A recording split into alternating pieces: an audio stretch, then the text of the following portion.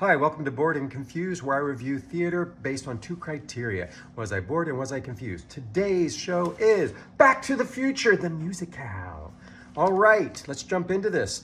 I'm a fan of this movie, love this movie. Would never have thought of it to be a musical, but what I learned being at the theater is that a lot of people love this movie and they want to see it on the stage as a musical because they love it that much. And it was fun to watch the show. It's very similar to the movie. It feels like they just took the movie and plopped it on the stage and wrote some songs to stretch it out. So I don't need to be stretched out, but the musical is actually quite a bit longer than the movie because we have all these songs and basically every scene in the movie is in the musical as well. The actors have been clearly directed to recreate the performances that were made by the actors in the movie.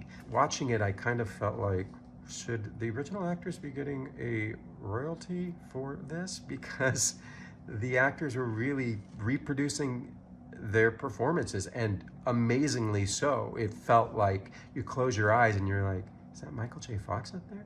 The one exception, of course, is Roger Bart, who brings his own sense of zaniness to everything he does. He was the one actor in this production that took Doc Brown and nodded to the performance by Christopher Lloyd, but added his own Roger Bartiness to it. He was the most entertaining part of the show for me to watch, and he's on stage a lot, so that's really fun. So was I bored? Was I confused? Was I bored? Maybe a little bit during some of the songs that aren't really necessary, but that are just kind of there because it's a musical. Was I confused? No, because it's a really good story and it's very clear. There is the opening of the Act 2. Doc Brown sings a song about the future, which is a little confusing because it's the one moment where you're like, this isn't in the movie, what are we doing? But I understand why they had it in there, is they wanted to open up the second act with a big musical number and dancing and beautiful women, etc. So they did that. And hey, I was entertained by that. The composer of the music for the score is also the composer of the score from the movie. And I don't know if the producer was just like, hey, let's just hire him because then we can use the themes from the movie and not have to worry about hiring two composers. This composer, although very talented, a musician, hasn't really written a lot of musical theater. So I felt the songs weren't always pushing the characters forward or really illuminating a moment in the play in a way that was taking us from point A to point B. A lot of times it just felt like we stopped and we sang a song in a doo-wop style of the 1950s, which felt appropriate to the characters. Another interesting choice is that they were so slavish to the movie that when Marty plays his guitar solo, what a great place to just write your own song, but he sings Johnny Be Good.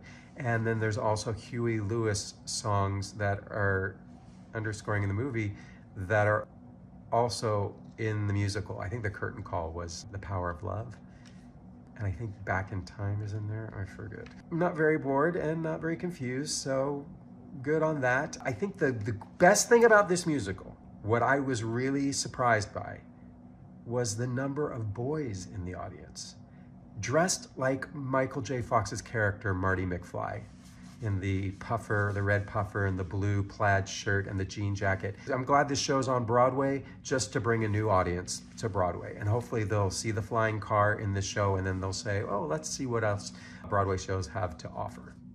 And amazed that this is a show I grew up with, and now people my age have kids, and evidently they've shown this movie that they love so much to their kids, and the kids love it too. So that is a testament to the power of this story, and let's see it wherever we can, on the screen or on the stage.